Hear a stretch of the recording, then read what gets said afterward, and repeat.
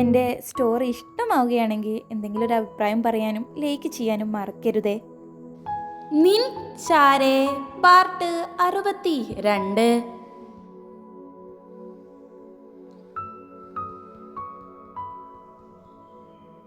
എങ്ങനെയുണ്ട് മോളെ, കൊള്ളാവോ?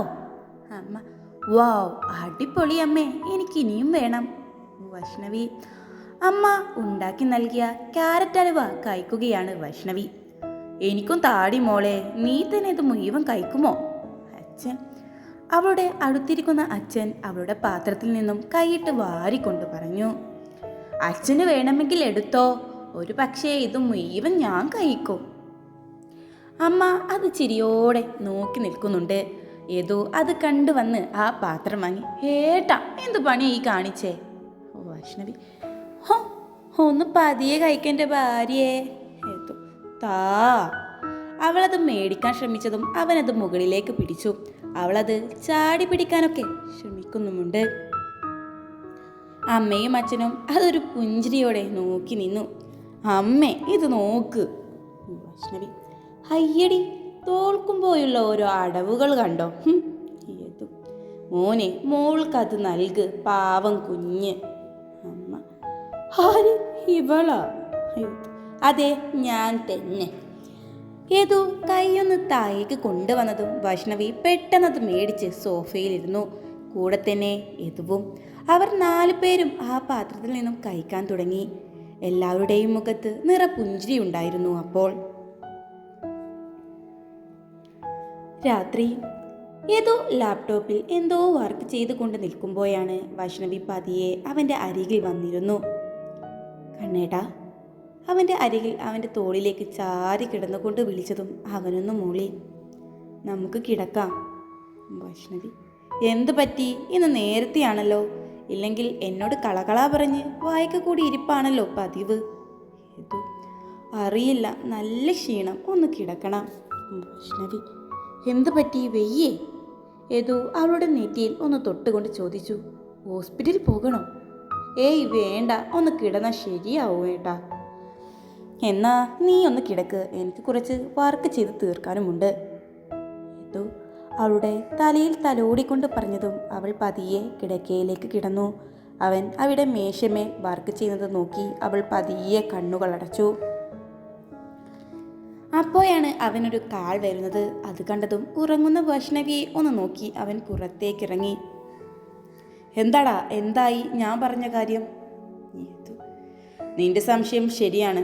ആ പെണ്ണ് ആ അണ്ണന് വേണ്ടിയാണ് നിന്റെ അടുത്തേക്ക് വന്നത്. അതിൻ്റെ അർത്ഥം അയാൾ അറിഞ്ഞു നീ ഏതുവാണെന്ന്. വൈഷ്ണവിയെ, നീ ശ്രദ്ധിക്കണം. അയാളുടെ സ്വഭാവം നിനക്കറിയാലോ. ആ, ഭയക്കാതെ. അവനെ എങ്ങനെയെങ്കിലും പൂട്ടണം, വേറെ വഴിയൊന്നുമില്ല. ഇനി അവൻ അവളുടെ മേലെ കൈവച്ച ഇങ്ങനെയാവില്ല ഞാൻ. ആ, ശ്രീകുട്ടി എവിടെ? ആ, അവൾ റൂമിൽ കുഞ്ഞിനെ ഉറക്കുകയാണ്. എന്തായാലും നീ ഒന്ന് ശ്രദ്ധിക്കണം. നിഖിൽ അതും പറഞ്ഞ് ഫോൺ വെച്ചതും പെട്ടെന്ന് യദുവിൻ്റെ പുറകിൽ ആരോ ഉള്ള പോലെ ആ നിലാ വെളിച്ചത്തിൽ അവൻ നീയൽ കണ്ടതും പുറകിൽ നിന്നും ഒരുത്തൻ തല്ലാൻ വേണ്ടി വടി ഉയർത്തിയതും പെട്ടെന്ന് തിരിഞ്ഞുകൊണ്ട് യദു അത് പിടിച്ചിരുന്നു. അത് കണ്ട് അയാളൊന്ന് ഭയന്നു. നിമിഷ നേരം കൊണ്ട് അയാളെ ഇടിച്ച് താഴേക്കിട്ടു. പുറകിൽ നിന്നും വേറെയും ഒരുപാട് പേര് വന്നു. എല്ലാ എണ്ണത്തിനെയും അവൻ പിടിച്ച് നിലത്തേക്കിട്ടടിച്ചു. ശബ്ദം കേട്ട് അമ്മയും അച്ഛനും പുറത്തേക്ക് വന്നിരുന്നു. നീയൊക്കെ ആ അണ്ണൻ്റെ ആളുകളല്ലേ, അവനോട് പറഞ്ഞേക്ക് എന്നെ തൊട്ട് കളിക്കാൻ ഇനി വരണ്ടെന്ന്. ഇനി വന്ന ഇങ്ങനെ ആവില്ലെന്ന് പറഞ്ഞേക്ക് അവനോട്.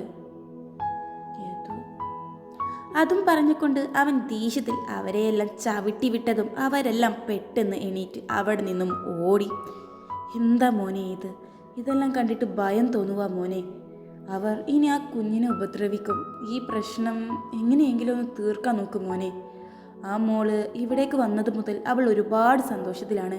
പക്ഷേ ആ അണ്ണൻ്റെ വരവ് അവളെ ഒരുപാട് ഭയത്തിലാക്കിയിട്ടുണ്ട്. ഇതിനു മുമ്പ് നീ നഷ്ടമായ ചിന്തയിൽ വേദനിച്ചവരാണ് ഞങ്ങൾ. പക്ഷേ ആ നിന്നെ വീണ്ടും ദൈവം ഞങ്ങളുടെ അടുത്തേക്ക് കൊണ്ടുവന്നു. ഇനി ഈ അമ്മക്ക് അതിന് കഴിയില്ല മോളെ. എനിക്ക് നിൻ്റെയും ആ മോളുടെയും കൂടെ ഇവിടെ സമാധാനത്തോടെ ജീവിക്കണം. അവർ സങ്കടത്തോടെ സാരിത്തുമ്പ് വെച്ച് കണ്ണീർ തുടച്ചതും നീ എന്താ ഇങ്ങനെ കൊച്ചു കുട്ടികളെ പോലെ ഇങ്ങനെ ഭയക്കാതെ നീ അകത്തേക്ക് നടക്ക്. അച്ഛൻ അവളെ സമാധാനത്തോടെ അകത്തേക്ക് പറഞ്ഞു വിട്ടു. മോനെ, അമ്മ പറഞ്ഞതിലും കാര്യമുണ്ട്. ഇങ്ങനെ മുന്നോട്ട് പോയാൽ നടക്കില്ല മോനെ. കാര്യം എന്തെങ്കിലും ഒരു തീരുമാനം എടുക്കണം. അച്ഛൻ അവൻ അത് കേട്ടൊന്ന് മോളി. അയ്യോ മോനെ, മോളെ മുറിയിലൊന്നും കാണാനില്ല. അവർ പെട്ടെന്ന് നിലവിളിച്ചതും അവൻ ഞെട്ടിക്കൊണ്ട് അകത്തേക്കൂടി. മുറിയിൽ വന്ന് നോക്കുമ്പോൾ അവളെ കാണാൻ വൈദു ഏതോ ഞെട്ടിക്കൊണ്ട് ശബ്ദത്തിൽ വിളിച്ചു. അപ്പോഴാണ് ബാത്റൂമിൽ നിന്നും വൈഷ്ണവി ഇറങ്ങി വരുന്നത്. അത് കണ്ടതും ഏതു ഓടിപ്പോയി അവളെ കെട്ടിപ്പിടിച്ചു. എന്താ പറ്റി? അവൾ ഒന്നും മനസ്സിലാവാതെ ചോദിച്ചു. മോളെ, അമ്മയൊന്നും ഭയന്നു മോളെ കാണാഞ്ഞിട്ട്. അവളുടെ തലയിൽ തലോടിക്കൊണ്ട് പറഞ്ഞു. ഛർദിച്ചു കൊണ്ടിരിക്കുമായിരുന്നു അമ്മേ. എന്താ അറിയില്ല, ഫുഡ് വയറിന് പിടിച്ചിട്ടില്ലെന്ന് തോന്നുന്നു. ക്ഷീണതയായിക്കൊണ്ട് വൈഷ്ണവി അത് പറഞ്ഞ് വീണ്ടും വൊമിറ്റിംഗ് വന്ന് അവൾ ബാത്റൂമിലേക്ക് ഓടി. യദുവും പോയി പുറം തടവി നൽകുന്നുണ്ട്. അത് കണ്ടതും അമ്മ സംശയത്തോടെ അച്ഛനെ ഒന്ന് നോക്കി. നിന്റെ ചിന്ത എങ്ങോട്ടാ പോയതെന്ന് എനിക്ക് മനസ്സിലായി. ഹോസ്പിറ്റലിൽ പോയിട്ട് തീരുമാനിക്കാം. ഇപ്പോൾ അങ്ങനെയൊന്ന് പറഞ്ഞ് ഹോസ്പിറ്റലിലെത്തി അതല്ലെന്നറിഞ്ഞാൽ മക്കൾക്ക് വിഷമമാവും. ശരിയാണ്, നമ്മളിതുപോലെ ഒരുപാട് അനുഭവിച്ചതല്ലേ ഏട്ടാ. അതാ ഞാനൊന്നും മിണ്ടാതെ നിൽക്കുന്നത്. അച്ഛാ, വണ്ടി എടുക്ക്, ഇവക്ക് തീരെ വയ്യ. എല്ലാവരും ധൃതി പിടിച്ച് അവിടെ നിന്നും പോയിരുന്നു. എവിടെയാവൾ? അവളെ കൊണ്ടുവരാൻ പറഞ്ഞിട്ട്? അണ്ണൻ ദേഷ്യത്തിൽ ഒരുത്തൻ്റെ കാരണം നോക്കി ഒന്ന് തല്ലിക്കൊണ്ട് പറഞ്ഞു. അതണ്ണ, ആ യദുൽ പുറത്ത് ഫോൺ വിളിക്കുന്ന ടൈമിൽ ആരും കാണാതെ അകത്തേക്ക് കടന്നതാ. പക്ഷേ അവളെ കണ്ടില്ല. അതുമല്ല, അപ്പോഴേക്ക് അവൻ്റെ അച്ഛനും അമ്മയും ഉണർന്ന ശബ്ദം കേട്ടതും ഞങ്ങൾ പുറത്തേക്ക് ഇറങ്ങി. അവനിട്ട് 2 കൊടുത്തു വരാൻ നിന്നതാ. പക്ഷെ അപ്പോഴേക്കും അവൻ അത് പിടിച്ചു. ഒരുത്തൻ ഭയന്നുകൊണ്ട് പറഞ്ഞതും, നിങ്ങളെന്താ പൊട്ടന്മാരോ അത് പൊട്ടന്മാരായി അഭിനയിക്കുവാണോ? ഇത്രയും ദിവസം തെരഞ്ഞു നടന്ന് അവളെ കണ്ടുപിടിച്ചു. അവനെയും ഇനി എനിക്ക് ഇവിടെ ഇങ്ങനെ ഇരിക്കാൻ പറ്റില്ല. പറഞ്ഞപ്പോൾ നീ എടുക്കാൻ ഏൽപ്പിച്ചാൽ അത് വൃത്തിക്കെടുക്കണം. അയാളുടെ ദേഷ്യം കണ്ട് അവരെല്ലാം ഒന്നും മിണ്ടാതെ നിന്നു. അവനൊരു IPS ആയിരുന്നു എന്ന് നിങ്ങൾക്കറിയാലോ. എന്നിട്ട് ഓരോ പൊട്ടത്തരം കാണിച്ച് വന്നിരിക്കുന്നു. ഗുണ്ടയാണ് പോലും, ഗുണ്ട. അതണ്ണ, അവളെ അവിടെയും കണ്ടില്ല. ഒരുത്തൻ അങ്ങനെ പറഞ്ഞതു. പക്ഷേ ബാത്റൂമിൽ നിന്നും ശബ്ദം കേട്ടിരുന്നു. അത് കേട്ടതും ഒരുത്തൻ അവനെ ദേഷ്യത്തിൽ നോക്കി. എവിടെയായിരുന്നു അപ്പോൾ നീ? ഇപ്പോഴാണോ നിനക്ക് എന്നിട്ട് ബോധം വന്നത്?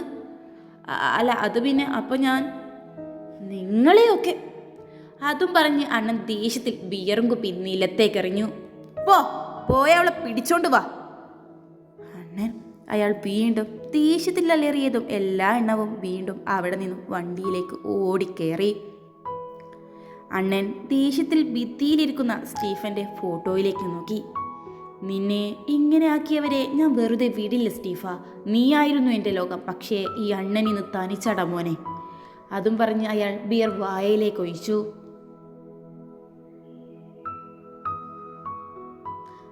അതെ, സംശയം ശരിയാണ്. കുട്ടി പ്രഗ്നൻ്റ് ആണ്. വൈഷ്ണവിയുടെ അരികിലിരിക്കുന്ന അമ്മയോടായി പറഞ്ഞതും അവർ സന്തോഷത്തോടെ അവളെ നോക്കി. പക്ഷേ വൈഷ്ണവിയുടെ ശരീരം നല്ല വീക്കാണല്ലോ. ഒരുപാട് കുറവുകളുണ്ട്.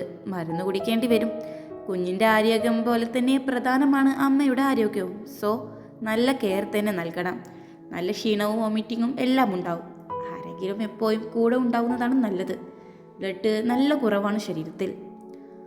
ഡോക്ടർ, അവർ അത്രയും പറയുമ്പോഴും യദു എന്തോ ആലോചിക്കുമായിരുന്നു. വൈഷ്ണവി സന്തോഷത്തോടെ യദുവിനെ നോക്കി. അവനൊന്ന് പുഞ്ചിരിച്ചു. അവൻ്റെ ആ പുഞ്ചിരി കണ്ടപ്പോൾ തന്നെ അവൻ എന്തോ പ്രശ്നമുള്ളതുപോലെ വൈഷ്ണവിക്ക് തോന്നി.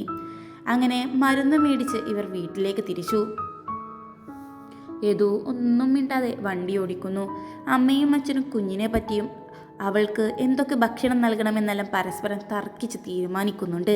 വൈഷ്ണവി അതെല്ലാം പുഞ്ചിരിയോടെ നോക്കി ക്ഷീണതയായി കിടന്നു. പക്ഷേ ഒന്നും മിണ്ടാതെ വണ്ടിയോടുക്കുന്ന യദുവിനെ വൈഷ്ണവി നോക്കി നിന്നു. അങ്ങനെ അവർ വീട്ടിലേക്കെത്തിയതും കാണുന്നത് പുറത്തുള്ള ചെടിച്ചട്ടികളെല്ലാം പൊട്ടിച്ചിരിക്കുന്നു. ഓരോ ജനൽ കല്ലെറിഞ്ഞ് പൊട്ടിച്ച് കിടക്കുന്നുണ്ട്. ഇവരെല്ലാം വണ്ടിയിൽ നിന്നും ഇറങ്ങി ഞെട്ടി ചുറ്റും നോക്കി. എൻ്റെ ദേവി, എൻ്റെ ഈ ചെടികളെല്ലാം നശിപ്പിച്ചത് ആരാണെങ്കിലും ഒരിക്കലും ഗതി പിടിക്കല്ലേ. അതെല്ലാം ശരിയാക്കാം, നീ വൈഷ്ണവി മോളെ അകത്തേക്ക് കൊണ്ടുപോ. അച്ഛൻ അത് കേട്ടതും അമ്മയും വൈഷ്ണവിയും അകത്തേക്ക് പോയി. അപ്പോഴും ചുറ്റും നോക്കി എന്തോ ആലോചിച്ചിരിക്കുന്ന യദുവിനെ അച്ഛനൊന്ന് നോക്കി. എന്താ മോനെ ഒരു സന്തോഷമില്ലാത്തത്? ഹോസ്പിറ്റലിൽ നിന്നും ഞാൻ നിന്നെ ശ്രദ്ധിക്കുന്നുണ്ട്. ഒന്നുമില്ല അച്ഛാ, ഇവിടെ ഓരോന്ന് ആലോചിച്ചിട്ടാ. അതിനാണോ നീ ഇങ്ങനെ നിൽക്കുന്നത്? മോനെ, ഞാൻ നിന്റെ അച്ഛനാണ്. ഒരു കുഞ്ഞിന് വേണ്ടി ഞാനും നിന്റെ അമ്മയും കാത്തിരുന്നത് എത്ര കാലമായിരുന്നറിയോ? 8 വർഷം. ഒന്ന് ക്ഷീണിച്ച് വീഴുമ്പോൾ, വൊമിറ്റിങ് വരുമ്പോൾ ഓടിപ്പോയി പരിശോധിക്കും. പ്രഗ്നൻ്റ് ആവണേ എന്ന് വിചാരിച്ചുകൊണ്ട് ദൈവം നമുക്ക് നൽകുന്നുണ്ടെങ്കിൽ അത് ഇരു കൈയോടെ സ്വീകരിക്കണം മോനെ, ഇല്ലെങ്കിൽ ഒരു വേദനിക്കേണ്ടി വരും പിന്നീട്. അച്ഛൻ അത്രയും പറഞ്ഞ് അവൻ്റെ തോളിലൊന്ന് തട്ടി അവിടെ നിന്നും അകത്തേക്ക് പോയതും യദു ആ കാറിൽ ചാരി നിന്നുകൊണ്ട് ആലോചിച്ചു. ഒടുവിൽ വാതിലും ചാരി അവൻ അകത്തേക്ക് വന്നു. നേരെ വൈഷ്ണവിയുടെ അരികിൽ വന്ന് അവളുടെ തലയിൽ തലോടിക്കൊണ്ട് നിന്നു. കിടക്കുന്ന വൈഷ്ണവി അതറിഞ്ഞതും പതിയെ എണീറ്റിരുന്നു. എന്ത് പറ്റിയേട്ടാ, ഈ കുഞ്ഞിനെ ഏട്ടൻ സ്വീകരിക്കാൻ തയ്യാറല്ലേ? അവളുടെ ശബ്ദമൊന്ന് ഇടറുന്നുണ്ടായിരുന്നു. എന്താ വൈദോ ഇത്? നമ്മുടെ രണ്ടുപേരുടെയും സ്നേഹത്തിൻ്റെ അടയാളമല്ലേ ഇത്? ശരിയാണ്, ഇതാദ്യം കേട്ടപ്പോൾ എനിക്കത്ര സന്തോഷമൊന്നും തോന്നിയില്ല. കാരണം ഞാനിപ്പോൾ ഒരു കുഞ്ഞിനെ ആഗ്രഹിച്ചിരുന്നില്ല. തുടരും.